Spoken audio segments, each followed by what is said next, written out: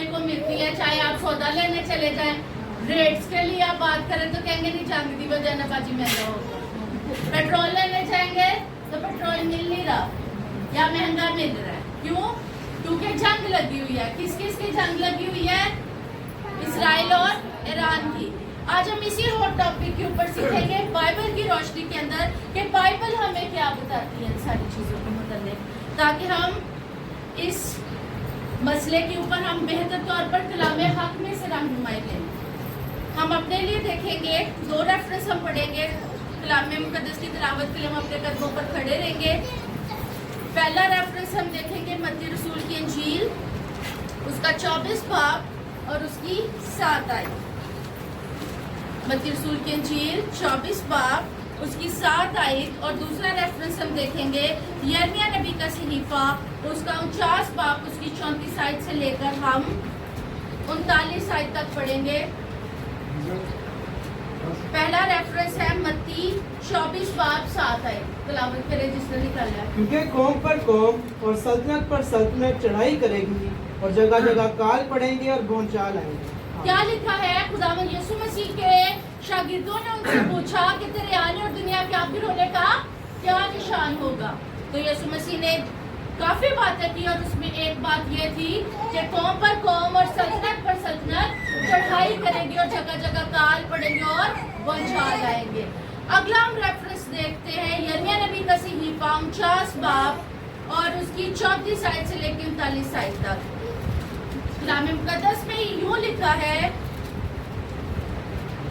خداوند کا کلام جو شاہ یہودا صدقیہ کی سلطنت کے شروع میں الیام کے بابت یرمیا نبی پر نازل ہوا کہ رب الفرش یوں فرماتا ہے کہ دیکھ الیام کی کمان ان کی بڑی توانائی کو توڑ ڈالے. خداوند کا کلام شاہ یہودا صدقیہ جو اسرائیل کا آخری بادشاہ، اس کے ایام کے آغاز میں یرمیا پروفٹ کے اوپر نازل ہو رہا ہے اور خدا بڑی سخت زبان کے اندر، سخت لہجے کے اندر کہہ رہا ہے کہ میں الیام کی کمان اور ان کی بڑی توانائی کو توڑ دوں گا. اپنی بائبل کے اندر یہ الیام کو ہائی لائٹ کر لیں، مارک کر لیں، آج اس کے بارے میں ہم سیکھنے کو ہے.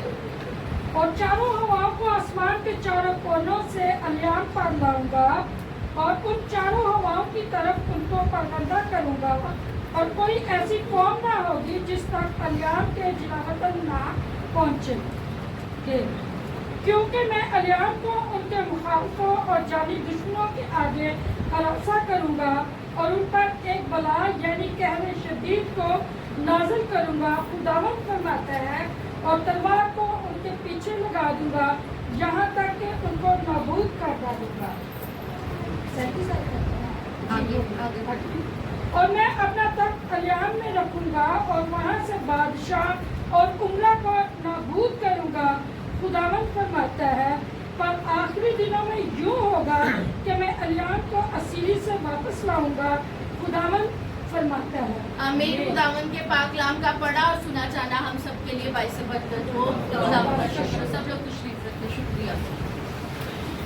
آج جو ہمارا ٹاپک ہے وہ ایران اسرائیل وار ہے. یہ اسرائیل ایران وار ہے کہ یہ جو جنگ کا سما بندہ ہو رہا ہے، جس کی وجہ سے آپ بندہ پریشان ہے، مہنگائی ہو گئی ہے، پیٹرول نہیں مل رہا، آپ کے آفس میں، آپ کے اسکول میں، کالج میں، آپ کے ارد گرد آپ کے پڑوسی دوست کیا کرتے ہیں؟ ہر وقت یہی باتیں کرتے رہتے ہیں، کون اسرائیل کا کچھ نہیں بچنا، فلانا ہو جائے گا، ڈمکانا ہو جائے گا، دیکھنا ایسا میزائل چھوڑیں گے، یہ ہو جائے گا، وہ ہو جائے گا. تو یہ ساری باتیں سن کر جو ہم کرسچنز ہیں ہمیں کیا کرنا؟ ہم سن کے صرف پریشانی ہو سکتے ہیں یا ہم بائبل میں سے اپنے لیے کوئی رہنمائی تلاش کر سکتے ہیں؟ آج ہم نے بہت ہی گہری باتیں سیکھنی ہے. ذرا کان کھڑے کرنے پڑیں گے، ٹھیک ہے؟ ذرا غور سے سنی پڑیں گی باتیں تاکہ آج ہم اس مسئلے کے اوپر بائبل کی رہنمائی کو ریسیو کر سکیں. بائبل کو ہم صرف سمجھتے ہیں کہ یہ ابراہیم کی سٹوری ہے، موزیس کی سٹوری ہے، سیموئل کی سٹوری ہے، ڈیوڈ کی سٹوری ہے. اس کا ہم سے کیا تعلق؟ ہم بائبل کے ان حصوں کو زیادہ پسند کرتے ہیں جو ہماری ماڈرن ڈے لائف کو ایڈریس کرے، جو ہمارے مسائل کے اوپر بات کرے. اب یہ مسئلہ تو آپ کے ساتھ ہی آ رہا ہے. کہیں نہ کہیں ہو سکتا ہے پاکستان کی جنگ کی لپیٹ میں آئے، کیونکہ پاکستان نہیں ہے ایران کے ساتھ نہیں کھڑا ہوگا. انہوں نے تیل کی سپلائی روک دینی ہے تو کیا مسئلہ آنا ہے؟ ہمیں مسئلہ آئے گا. کچھ بھی ہو سکتا ہے اس وقت. लेकिन बाइबल क्या कहती है? बाइबल माजी गुजरे हुए बातों का, हाल मौजूदा बातों का और आने वाली बातों का, सारों का जवाब किसके अंदर है? अगर आपको माजी में झांकना है, बाइबल इज द बेस्ट। अगर आज के मसले के ऊपर सीखना है, बाइबल में से जवाब मिलेगा। आइंदा क्या होने वाला है वो भी आपको बाइबल ही बताएगी। Hallelujah, hallelujah. अब जो हमने रेफरेंस पढ़ा, यीशु मसीह ने बता दिया कि आखिरी वक्त की निशान क्या है, कौम पर कौम, सल्तनत पर सल्तनत चढ़ाई करेंगे। इसके ऊपर हम एंड पे फिर आएंगे।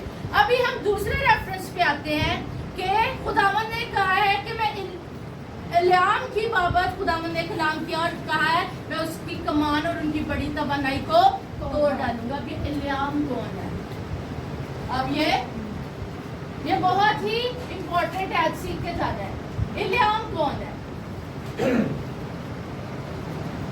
इल्याम ईरान को कहा गया है। किसको कहा गया बाइबल में? इसके अब रूट में जाना पड़ेगा। इल्याम पहली दफा हम बाइबल में कहाँ देखते हैं? पैदाइश की किताब उसका 10 बाब और उसकी 22 आयत में हम सिम का निसबनामा देखते हैं। किसका निसबनामा? नूह के कितने बेटे थे? नूह के 3 बेटे थे, सिम, हाम और याफत। Sunday school story. 8 जाने बची। नूह के कितने बेटे? 3, सिम, हाम और याफत। अब जो पेलोठा सिम है, उसके जो पुश्तें लिखी गई है, उसके आगे औलादों का उस तस्करा किया गया। उसमें से एक बेटे का क्या नाम था? इल्याम। क्या नाम था? अब ये कहाँ है? ये नूह का पोता है। नूह के पोते का नाम क्या है? इल्याम, जो सिम का बेटा है। अब हमें पता चल गया पहली दफा इल्याम कहाँ से स्टार्ट हुआ। और ये कोई नॉर्मल बंदा नहीं था। इन्होंने अपनी किंगडम स्टार्ट की। इन्होंने अपनी बादशाहतें अपनी जैसे जैसे ये ग्रो किए बेटे नूह के पोते, उसी तरह इनकी सिटीज, इनकी किंगडम स्टैब्लिश हुई। अब क्या है कि कित्थों दी गल किथे, आज हम सीखेंगे कि ईरान बाइबल में इतना इम्पोर्टेंट क्यों है और ईरान ने आए दिन अर्थ क्यों मचाई होती है। ईरान इतना इम्पोर्टेंट क्यों है? अब आगे बढ़ते हैं। अब हम पैदाइश 10 बाब में देखते हैं कि एक लड़का, एक बच्चा है सिम का, जिसका नाम है इल्याम। पैदाइश 10 की 22 में। अब आगे बढ़ जाते हैं थोड़ा सा हम। पैदाइश उसका 14 बाब। किसी को अगर जो सीखते रहे हैं, जो अभी भी सीखते हैं, याद हो कि इस चैप्टर के अंदर एक जंग हुई थी। इस चैप्टर के अंदर एक जंग हुई थी जिसमें बुजुर्ग अब्राहम, हमारे फादर अब्राहम क्या करते हैं? हिस्सा लेते हैं। क्या करते हैं? हिस्सा लेते हैं। और क्या होता है? लूत को और उसके बीवी बच्चों को रेस्क्यू करके वापस लाते हैं। इस स्टोरी से किसी को कुछ याद आया कि जब अब्राहम को खबर मिलती है कि भाई ओ फौजा आईया सन तेरे भतीजे लूत नू, दी बीवी नू, दी कुड़ियां नू चुक के ले गए ने, माले गनीमत बना के, कॉन्कुबाइंस बनाकर ले गए। तो अब्राहम क्या करता है?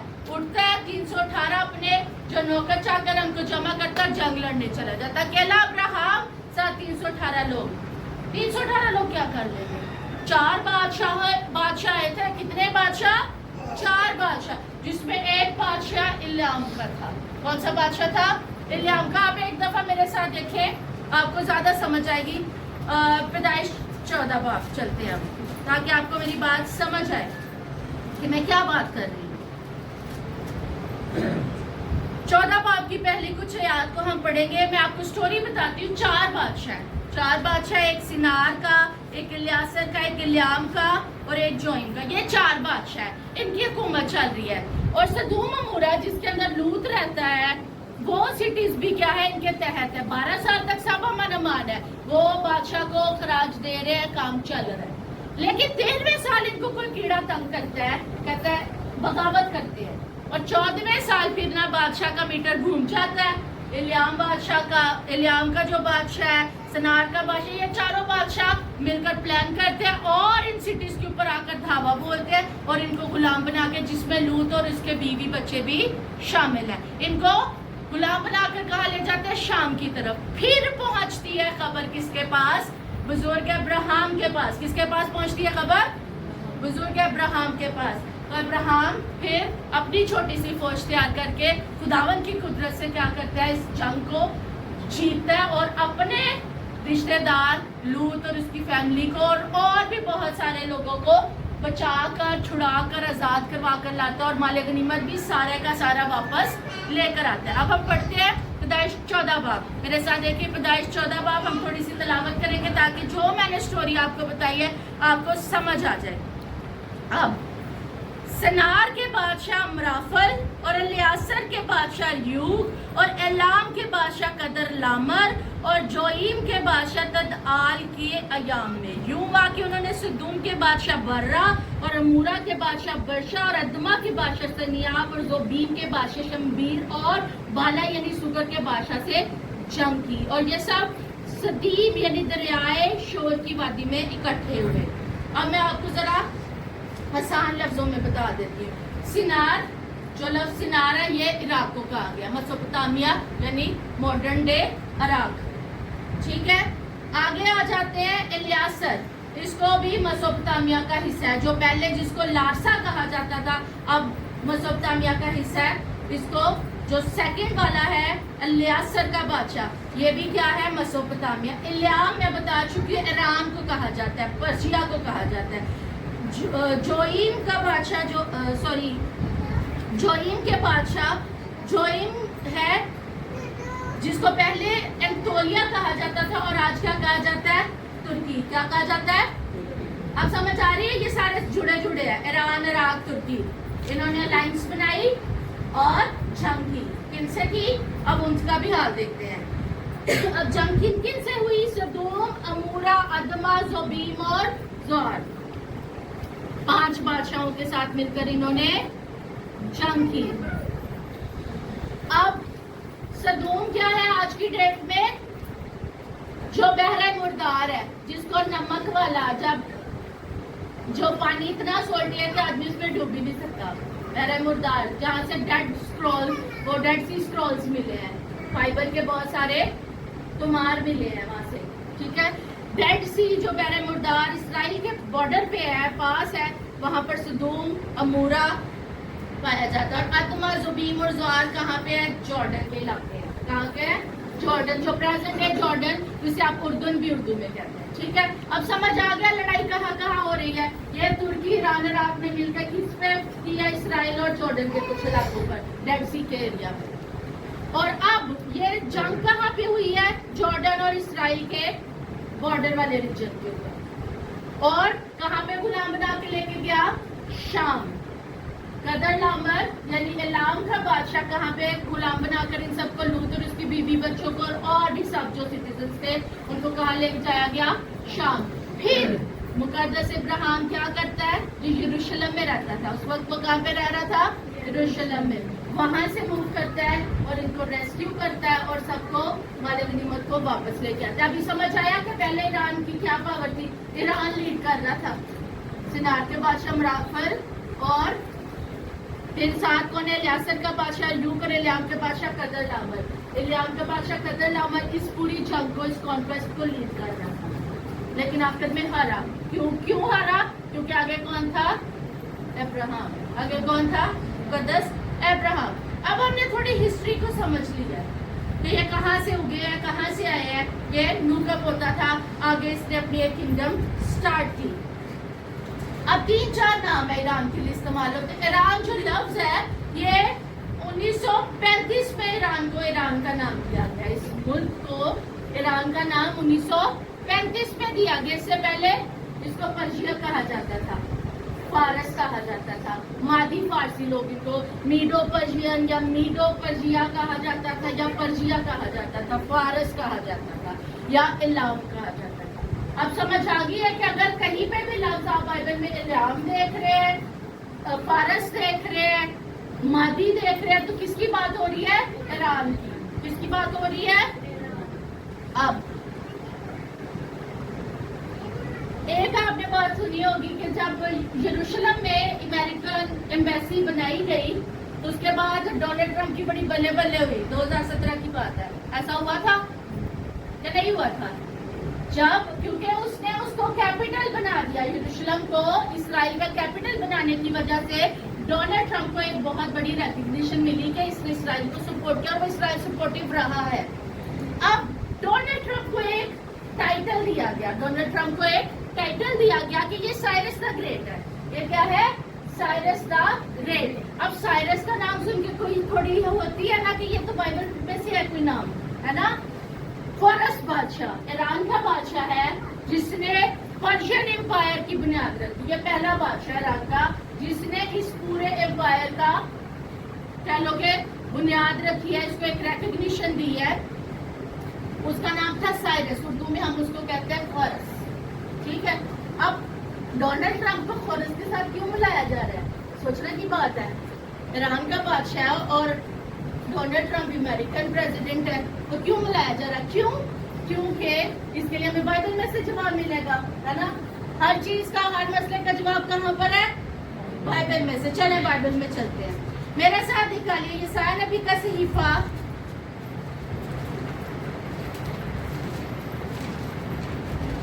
और उसका चैप्टर नंबर हम देखेंगे 50,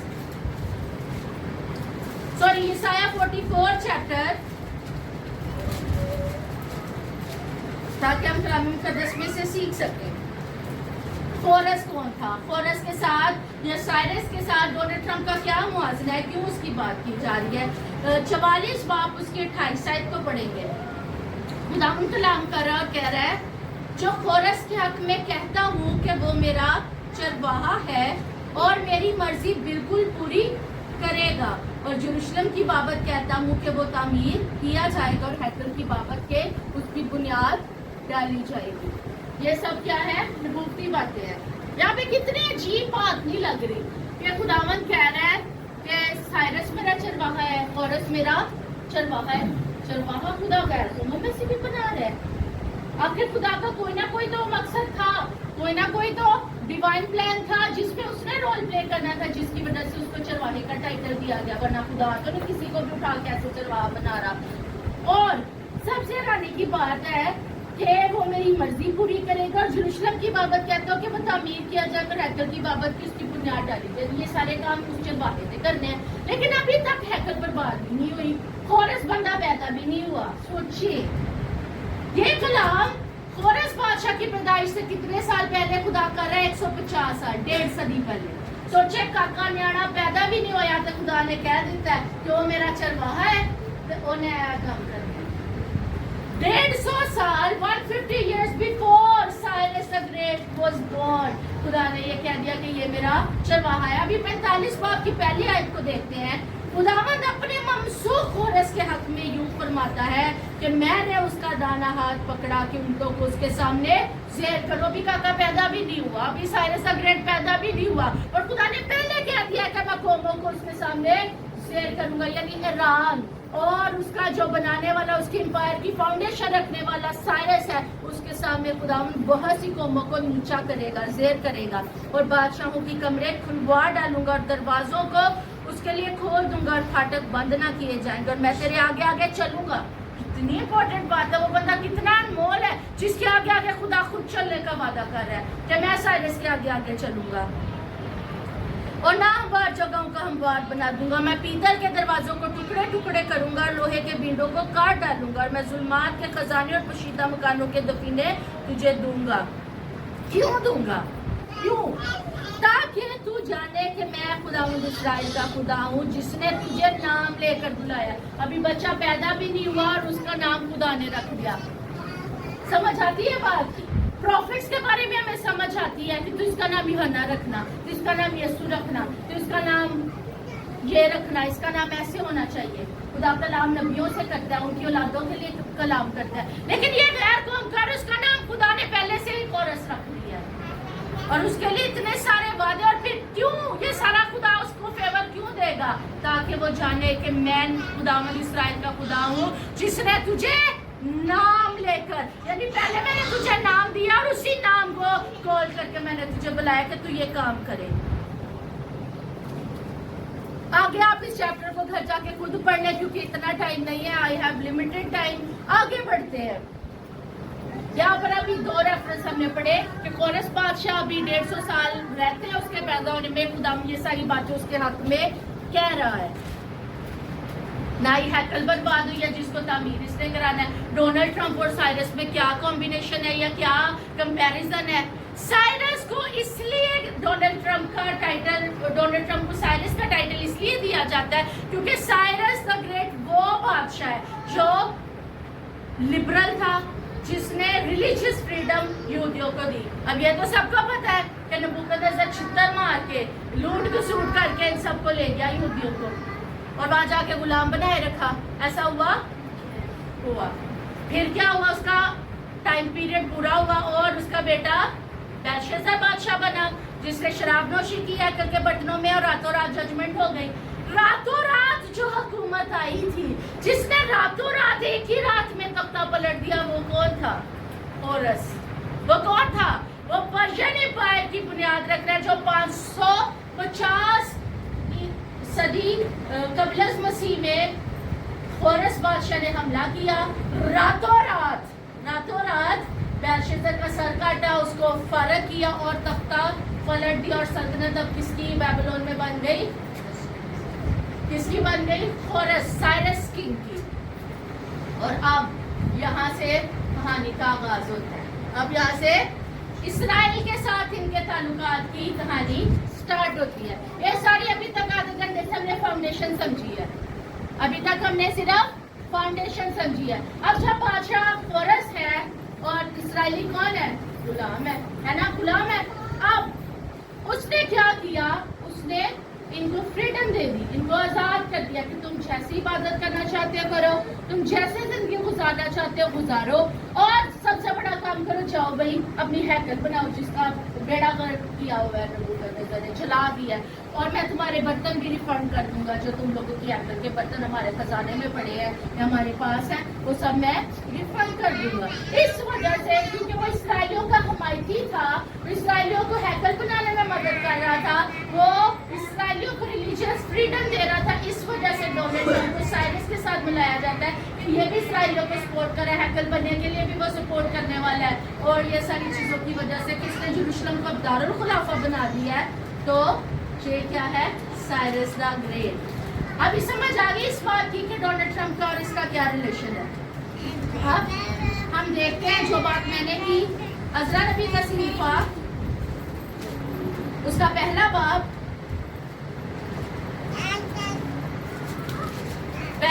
उसकी पहली आई।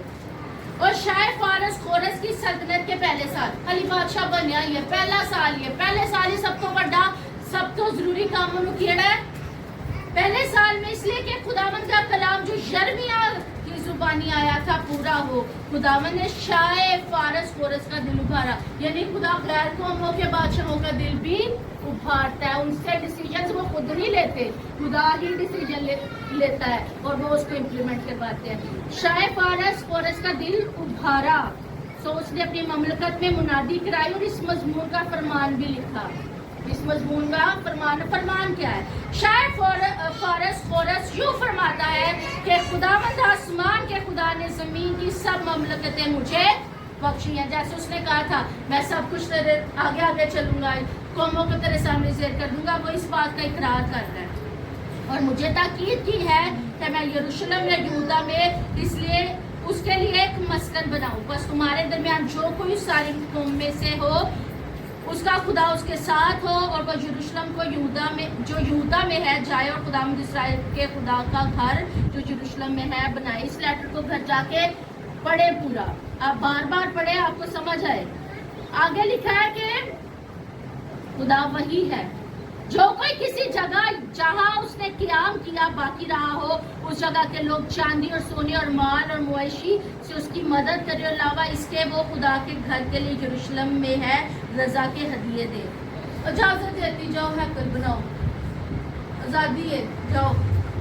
ये उसने कब किया? बादशाह बन गई पहले साल में, पहला जरूरी काम ही ये किया कि यहूदियों को रिलीजियस फ्रीडम दिया और उनको कमांड किया कि जाओ अपनी हैकल को तामीर करो दोबारा, मैं तुम्हें आज़ादी दे रहा हूँ।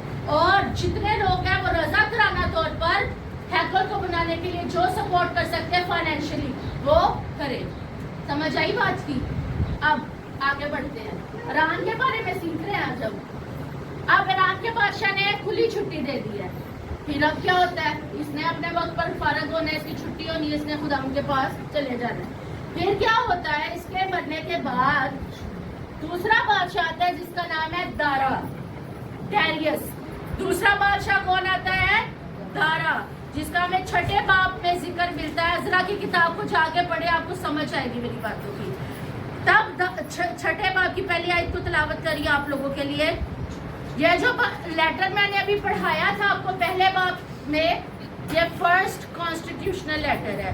ये ऐसे हाथ से लिखा हुआ लव लेटर जैसा नहीं है, ये कानून की हैसियत रखता था। ये एक कानून था और ईरान की पर्शियन जो कह ले हुकूमत थी, एम्पायर थी, उसका ये असूल था कि एक दफा बादशाह का ठप्पा लग गया, बादशाह की स्टैंप लग गई, बादशाह की अंगुश्तरी का निशान उस लेटर पर है, उसके बाद ताउमर आने वाले बादशाह भी उस हुक्म को, उस कवानीन को तब्दील नहीं कर सकते। तो हैकर ने अब बन नहीं बनना है, हैकर ने अब बन नहीं बनना है। कोई माइकल लाल नहीं है जो उसको रोक सके, क्योंकि उसके ऊपर बादशाह ने अपनी मोहर कर दी थी और ये पहला कॉन्स्टिट्यूशनल लेटर था। अब पढ़ते हैं दारा बादशाह के साथ क्या होता है। तब दारा बादशाह के हुक्म से बाबर की उस तवारीखी कुतुब खाना लाइब्रेरी, कौन सी लाइब्रेरी? गवर्नमेंट की, जो बादशाह के महल में है, जिसके खजाने धरे थे, तफ्तीश की गई। चुनाचे अकमता के महल में जो मादे के सूबा में वाक़ एक तोमार मिला जिसमें ये हुक्म लिखा। कौन सा हुक्म? पहले बाप वाला हुक्म। खोरस बादशाह के पहले साल खोरस बादशाह ने खुदा के घर की बाबत जो यरूशलेम में हुक्म किया कि वो घर यानी वो मकाम जहाँ कुर्बानियाँ करते हैं बनाया जाए, उसकी बुनियादें मजबूती से डाली जाए और उसकी ऊंचाई 60 हाथ और चौड़ाई 60 हाथ और 3 रद्दे भारी पत्थरों के और 1 रद्दा नई लकड़ी का। और खर्च कौन देगा? खर्च शाही महल से दिया जाए। हालेलुया। कौन दे रहा है? राना फैकला बनवा रहा सकता है। अभी तो जाली दुश्मन बने हुए हैं, लेकिन एक टाइम है बादशाह ने हुक्म जारी किया, कुछ काम हुआ, कुछ रुक गया किसी मुखालफत की वजह से, शिकायतों की वजह से। फिर एक और बादशाह आता है, खुदावंद उसके लगाता है कि भाई तू होश कर, वो लाइब्रेरी से मंगवाता है कुतुब और उसमें से एक लेटर कॉन्स्टिट्यूशनल आइन मिल जाता है, उनका लेटर मिल जाता है। और फिर क्या होता है, सारे का सारा फंड हैकल बनाने के लिए कौन दे रहा है? खुद इलियाम, खुद ईरान, खुद पर्शिया दे रहा है। इसके बाद दारा बादशाह भी मर जाता है और इसके बाद एक और बादशाह आता है अरतख्शस्ता। इस बादशाह का आगे हम 7 चैप्टर में देखते हैं। अब इसके पास भी क्या है? अथॉरिटी है। ये इस लेगेसी को आगे बढ़ने देता है और लेटर देता है कि तुम्हें जो जो चाहिए हुकूमत से तुम्हें मिलेगी सपोर्ट। तुम्हें लकड़ी चाहिए, नेहमिया अज़रा क्या करते हैं? लेटर साइन पे साइन करवा रहे हैं, हमें लकड़ी चाहिए, हमें ये चांदी चाहिए, हमें सोना चाहिए। वो कहता है जो चाहिए मिलेगा, जल्द से जल्द काम मुकम्मल कराओ। अब अरतख्शस्ता बादशाह भी सपोर्ट कर रहा है। देखे, खोरस ने काम शुरू किया, खोरस के बाद दारा ने किया, उसके बाद अब कौन कर रहा है? अरतख्शस्ता बादशाह, जिसे आर्टाजर्सिस कहते हैं। इंग्लिश में आर्टाजर्सिस ज्यादा इजी है बोलने में। अब सब किधर से फंड हो रहा है? ईरान खुद अपनी जेब से ये सारे काम करवा रहा है। और इसके बाद एक और बादशाह आता है जिसका नाम है एक्सपीरियंस बादशाह। इसका नाम तो सुना होगा। एक इसका हस्बैंड है मलिका यासर, जिसकी मलिका है, ये वो बादशाह है एक्सपीरियंस। तो इसके दौर में क्या हुआ?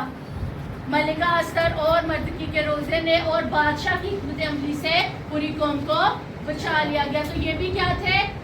यहूदियों के सपोर्टर रहे हैं। तो अगर हम बैकग्राउंड देखते आ रहे हैं तो ये क्या है? यहूदियों को प्यार करते थे, यहूदियों के खुदा की इज्जत करते थे और यहूदियों की हैकल बनवाने में सारा चंदा इधर ही गया।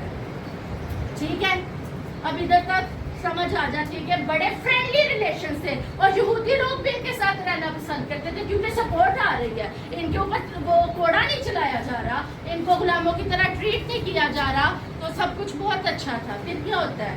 वक्त के साथ दानियल एक नबूवत की थी, उसने एक मूरत देखी थी, सर जो है वो सोने का, चांदी की, चेस्ट है ब्रॉन्ज, ये फिर नीचे मट्टी और लोहे के पाँव देखा। तो उसमें जो सेकंड नंबर की एम्पायर थी वो मीडो पर्शियन थी, जिसकी बात अभी हम कर रहे हैं। तो वक्त के साथ इस हुकूमत को, इस एम्पायर को क्या था, जवाल आया। इसके बाद फिर सिकंदर आजम, यूनान की हुकूमत आई, फिर यूनान को शिकस्त हुई, फिर रोम आ गई और रोम की हुकूमत ने हमारे मसीह यीशु ने जन्म दिया।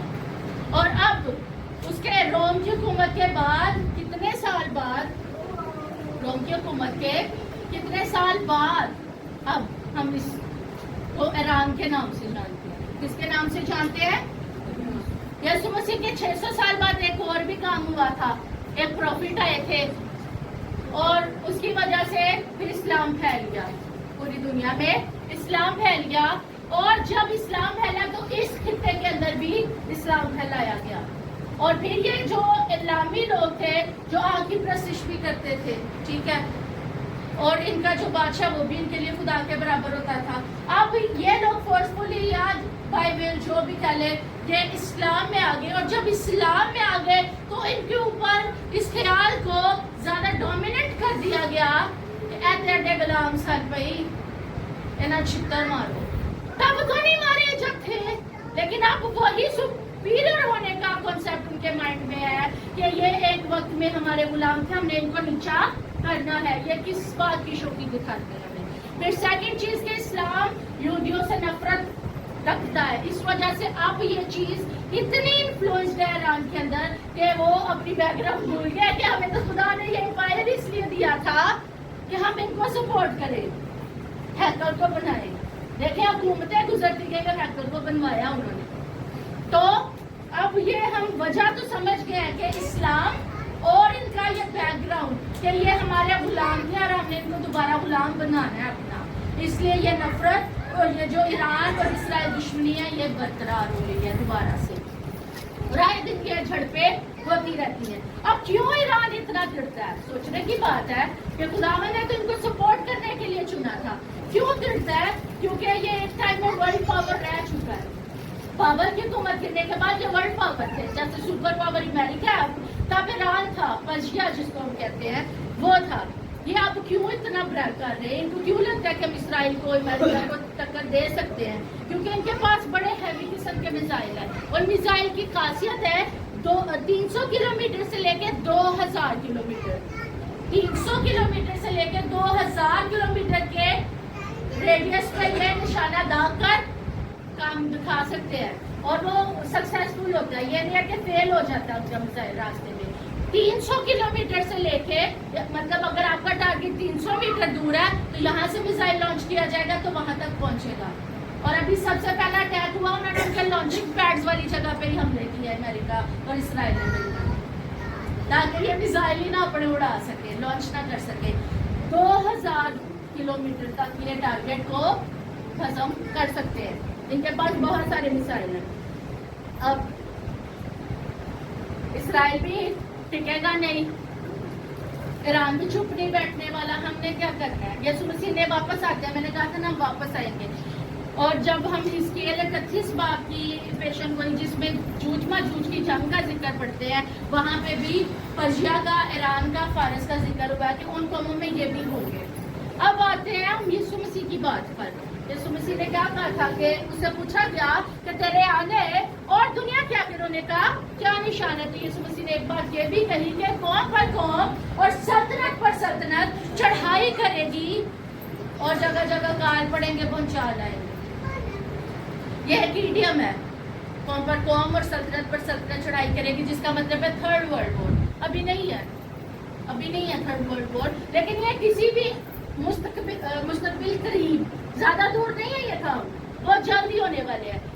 अब ये सब हो रहा है, हम देख रहे हैं अपनी आंखों से, हम विटनेस हैं इन सारी चीजों के। तो हमारे लिए खुदा का क्या कलाम है? हमारे लिए खुदा का कलाम लूका 21 बाब और उसकी 28 आयत में लिखा है, जब तुम इन सब बातों को होते हुए देखो तो सीधे खड़े होकर अपना सर ऊपर आसमान की तरफ उठाना, क्योंकि तुम्हारी मखलसी नजदीक है। हालेलुया।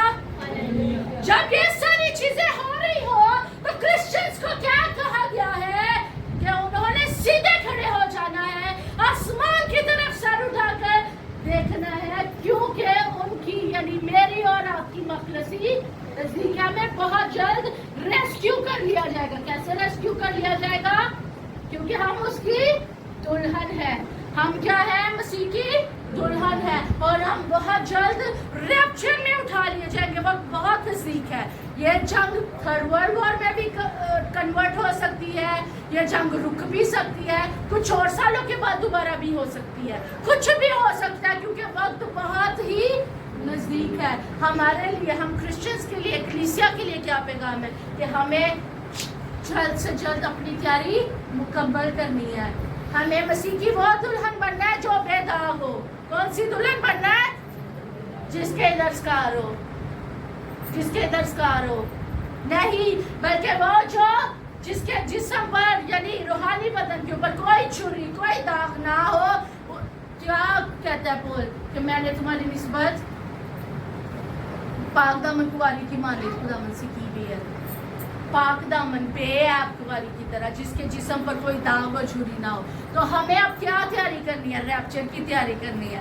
एक वो स्टोरी है, बहुत लोगों ने सुनी होगी कि कलीसिया में रैप्चर की तालीम दी जाती थी और कहा जाता था कि बस ये इस डेट को यीशु आ रहा है, इस डेट को यीशु आ रहा है.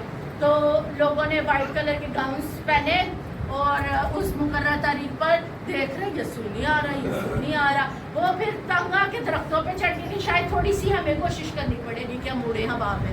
तो फिर क्या हुआ? वहाँ पुलिस आ गई, उन्होंने डंडे मार मार के उतारा. तो इस तरह की तैयारी नहीं करनी कि वाइट जामे पहना ले कि हम सूट सिलवाए. तैयारी रूहानी है, वो मुकम्मल करनी है ताकि जब भी सूरत हाल बिगड़े हम उससे पहले क्या है? मसीह की दुल्हन बादलों में उठा ली जाए. मसीह जल्द आने वाला और हमारे लिए क्या हुक्म है कि जब तुम इन बातों को होते हुए देखो तो सीधे खड़े होकर आसमान की तरफ अपना सर उठाकर कहो तो देखना कि तुम्हारी मखलसी नजदीक है. हालेलुया.